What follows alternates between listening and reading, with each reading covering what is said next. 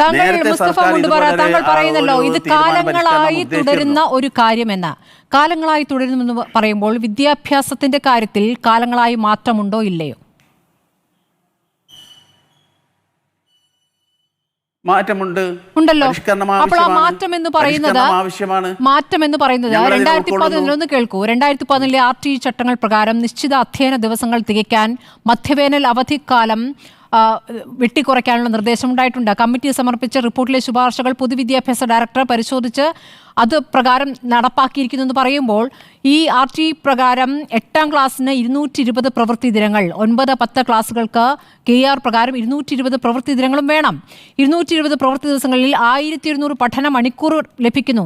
ഇത് പ്രാവർത്തികമാക്കാൻ 8 മുതൽ 10 വരെ ക്ലാസ്സുകൾക്ക് ആഴ്ചയിൽ 6 പ്രവൃത്തി ദിവസം തുടർച്ചയായി വരാത്ത 6 ശനിയാഴ്ചകളിൽ പ്രവൃത്തി ദിവസമായും വെള്ളിയാഴ്ചകൾ ഒഴിവാക്കി വരുന്ന പ്രവൃത്തി ദിനങ്ങൾ എല്ലാ ദിവസവും രാവിലെ 15 മിനിറ്റും ഉച്ചയ്ക്ക് ശേഷം 15 മിനിറ്റ്, അതായത് ശനിയാഴ്ചകൾ വരെ ക്ലാസ് എടുക്കേണ്ട ഒരു അവസ്ഥയുണ്ട്. ഈ പോർഷൻസ് തീർക്കണ്ടേ? കുട്ടികൾക്ക് ഇത് മുഴുവൻ പഠിച്ചു തീർക്കണ്ടേ? 7ാം ക്ലാസ് വരെ ഈ പ്രശ്നമില്ല. ഹൈസ്കൂളിൽ മാത്രമാണ് ഈ 15 മിനിറ്റ് പകലും 15 മിനിറ്റ് വൈകുന്നേരവും എടുക്കുന്നത്. ഇതിനെ മതവിദ്യാഭ്യാസവുമായി ചേർത്ത് കെട്ടി ഒരു വലിയ വിഷയമാക്കി പറയുകയും ഇത് ഞങ്ങൾ പറയുന്നത് കേട്ടില്ലെങ്കിൽ തിക്തഫലം അനുഭവിക്കേണ്ടി വരും എന്ന് പറയുകയും ചെയ്യുന്നതിൽ ഒരു ഭീഷണിയുടെ സ്വരമുണ്ട്. അത് ശരിയായ സമീപനമാണോ മുസ്തഫ മുണ്ടുപാറ? സ്മൃതി, ഇത് ജനാധിപത്യ നാടല്ലേ? ജനാധിപത്യ കേരളല്ലേ? ജനാധിപത്യ കേരളമാണ്. വിദ്യാഭ്യാസപരമായി മുന്നോട്ട് നിൽക്കുന്ന കേരളം കൂടിയാണ്. രണ്ടും ചേർത്ത് വായിക്കണം. ഞാൻ പറയട്ടെ സ്മൃതി, ഞാൻ പറയട്ടെ. കേരളത്തിന്റെ സവിശേഷത എന്താ? ഇവിടെ ഒരുപാട് പരിഷ്കാരങ്ങൾ കൊണ്ടുവരുന്ന സമയത്ത് പലതും നടപ്പിലാക്കാൻ കഴിഞ്ഞില്ലല്ലോ.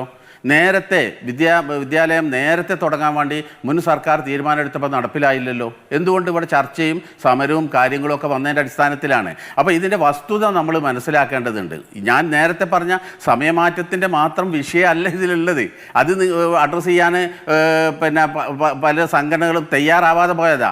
അത് നേരത്തെ മുസ്ലിം സംഘടന ഇത് പറഞ്ഞു പോയി എന്നതിൻ്റെ പേരിൽ അത് ആ രീതിയിൽ ഡൈവേർട്ട് ചെയ്യപ്പെട്ടു എന്നതാണ് ഈ ചർച്ചയിൽ നമ്മൾ കണ്ട ഏറ്റവും വലിയൊരു തമാശയായി നമുക്ക് പറയാനുള്ളത്.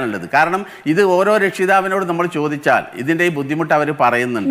അപ്പോൾ ഇവിടെ നമ്മൾ മനസ്സിലാക്കേണ്ടത് ഞങ്ങളെ സംബന്ധിച്ചിടത്തോളം ഇത് ആത്യന്തികമായി മുഴുവൻ വിദ്യാർത്ഥികളെയും 37 ലക്ഷത്തോളം വരുന്നില്ലേ, മുഴുവൻ വിദ്യാർത്ഥികളെയും ബാധിക്കുന്ന ഒരു വിഷയം. ആ വിഷയത്തിൽ നിങ്ങൾ ഒരു ചെറിയ ശതമാനത്തിന്റെ കാര്യം മാത്രം അതാണ് ആത്യന്തികമായി പരിഗണിക്കേണ്ടതെന്ന് പറയുകയാണ്.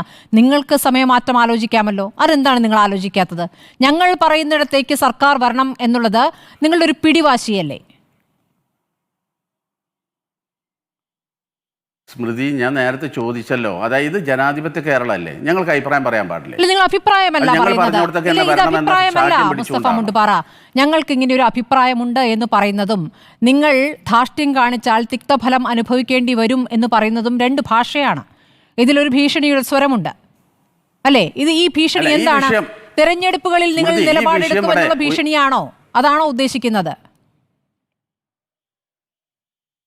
സ്മൃതി, ഈ വിഷയം ചർച്ച ചെയ്യപ്പെട്ട സമയത്ത് നമ്മൾ ബഹുമാനപ്പെട്ട മന്ത്രിയിൽ നിന്നുകൊണ്ടുണ്ടായ ചില പ്രതികരണങ്ങൾ, ആ പ്രതികരണങ്ങൾ ഒരു ജനാധിപത്യ രാജ്യത്ത് പ്രത്യേകിച്ചുകൊണ്ട് ഒരു മതസംഘടന, കേരളത്തിലെ മുസ്ലിങ്ങൾക്കിടയിൽ സിംഹഭാഗത്തെ പ്രതിനിധീകരിക്കുന്ന മതസംഘടന ഒരു അഭിപ്രായം പറയുമ്പോൾ അതിനോട് ബന്ധപ്പെട്ട ആൾ പ്രതികരിക്കേണ്ട ഒരു അതിൻ്റേതായ ഒരു രീതിയുണ്ട്. ആ രീതിയിലല്ല ബഹുമാനപ്പെട്ട വിദ്യാഭ്യാസ മന്ത്രി അതുമായി ബന്ധപ്പെട്ട പ്രതികരിക്കപ്പെട്ടത്.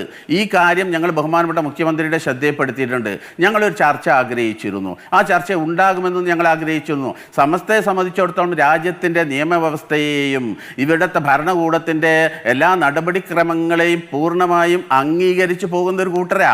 ഇവിടെ രാജ്യത്തിനെതിരെയോ അല്ലെ നാടിനെതിരെയോ എന്തെങ്കിലും സമരമോ പ്രക്ഷോഭമോ കലാപമോ ഉണ്ടാക്കുന്ന ആളുകളല്ല. ഞങ്ങളെ സംബന്ധിച്ചിടത്തോളം ഞങ്ങളുടെ പേരിൽ നിങ്ങൾക്ക് വേണമെങ്കിൽ മാറ്റാവുന്ന സമയത്തെക്കുറിച്ച് ഒരു ആലോചന പോലും നടത്താതെ ഇത് നടപ്പാകില്ല, നടത്തിയാൽ തിക്തഫലം അനുഭവിക്കേണ്ടി വരുമെന്ന് പറയുകയാണ്. അത് നേരിയ 1% കാര്യത്തിൽ എല്ലാ കുട്ടികളും 7ാം ക്ലാസ് വരെ മദ്രസ വിദ്യാഭ്യാസം എല്ലാ കുട്ടികളും പോകുന്നുണ്ടെന്നാണ് കരുതുന്നത്. 8 മുതൽ മദ്രസ വിദ്യാഭ്യാസത്തിൽ എല്ലാവരും പോകുന്നുണ്ടോ എന്നുള്ള കാര്യം സംശയമാണ്. ഈ പറഞ്ഞ ഇത്രയും പോർഷൻസും പഠിക്കാനുണ്ട്, മദ്രസ വിദ്യാഭ്യാസവും എന്നതിലേക്ക് എത്ര പേർ പോകുന്നുണ്ട് എന്നൊരു ശതമാനം നിങ്ങൾ കണക്ക് അവിടെ വ്യക്തമാക്കണം. ഒന്നാമത്തെ കാര്യം. രണ്ടാമത്തെ കാര്യം, പഠനം മാത്രമല്ല, നിങ്ങൾ എന്തിലൊക്കെ ഇടപെടുന്നു? നിങ്ങൾ യൂണിഫോമിൽ ഇടപെട്ടില്ലേ? നിങ്ങൾ ഒടുവിൽ സൂംബ ഡാൻസിൽ ഇടപെട്ടില്ലേ? ഇതിലൊക്കെ തന്നെ നിങ്ങൾ എന്ത് തരത്തിലുള്ള തീരുമാനങ്ങളും പ്രതികരണങ്ങളുമാണ് നടത്തിയിട്ടുള്ളത്? അതൊരു വിഷയമല്ലേ? നിങ്ങൾക്കൊരു വിഷയമല്ല പറയുന്നത് ശരിയാണ്. ഇതിൽ പുരോഗമനപരമായി എന്ത് നിലപാടെടുക്കുമ്പോഴും നിങ്ങൾ കുറച്ചു പേർ എതിർ ശബ്ദവുമായി വരുന്നത് നല്ല സമീപനമാണോ? ജനാധിപത്യവാദം ഉന്നയിച്ചുകൊണ്ട് നിങ്ങൾ യഥാർത്ഥത്തിൽ നടത്തുന്ന ജനാധിപത്യ വിരുദ്ധമായ നിലപാടല്ലേ? ഇത് വിദ്യാർത്ഥികളുടെ കൂടി താല്പര്യം പരിഗണിച്ചാണോ?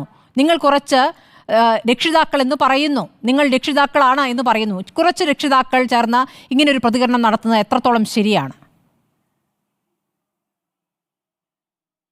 സ്മൃതി, രാജ്യത്ത് ഒരുപാട് പരിഷ്കാരങ്ങൾ സർക്കാരുകൾ കൊണ്ടുവരാറുണ്ട്, പുതിയ നടപടിക്രമങ്ങൾ വരാറുണ്ട്. ആ സമയത്തൊക്കെ അതിനെതിരെ പ്രതികരിക്കാറില്ല നാട്ടുകാരായ ആളുകൾ. ഈ നാട്ടുകാരായ ആളുകൾ അതിനെതിരെ പ്രതികരിക്കാറുണ്ട്. അതിനൊന്നും കുഴപ്പമില്ല, എന്ത് പ്രതികരണവും നടത്താം, അതിനൊന്നും കുഴപ്പമില്ല. ഒരു മുസ്ലിം സംഘടന ഒരു ആവശ്യം ഉന്നയിച്ചു എന്നതിന്റെ പേരിൽ അതൊരു വലിയ ഒരു വൻപാപമായി കണ്ടുകൊണ്ട് നിങ്ങൾക്ക് അതിന്റെ ഒരു ഭീഷണിയുടെ ഭാഷയുണ്ടാവുകയും നിങ്ങൾ നാളെ സമരത്തിലേക്ക് പോകുകയാണ് എന്നുള്ള മുന്നറിയിപ്പ് നൽകുകയൊക്കെയാണ് ചെയ്തിട്ടുള്ളത്. കാലാനുസൃതമായ മാറ്റം അത് നിങ്ങൾ അംഗീകരിക്കുന്നത്. ഇത് കാലങ്ങളായി ഇങ്ങനെയാണല്ലോ, നേരത്തെയും സർക്കാർ പിൻവാങ്ങിയിട്ടുണ്ടല്ലോ എന്ന് പറയുമ്പോൾ സർക്കാരുകളെ നിങ്ങളുടെ പിടിവാശിക്ക് മുമ്പിൽ മുട്ടുകുത്തിക്കുകയായിരുന്നു മുൻപ്. ഇനി അത് പറ്റില്ല എന്ന് പറയുമ്പോൾ അതിനും കാരണങ്ങളുണ്ട്. കാലം മാറുകയാണ്, അതിനനുസരിച്ച് വിദ്യാഭ്യാസത്തിന്റെ രീതികളും പഠിക്കാനുള്ള കാര്യങ്ങൾ കൂടുതലാവുകയും ഒക്കെയുണ്ട്. കുട്ടികളുടെ മേൽ അതിനും മേൽ സമ്മർദ്ദം ചെലുത്താൻ പറ്റാത്തൊരു സാഹചര്യമുണ്ട്.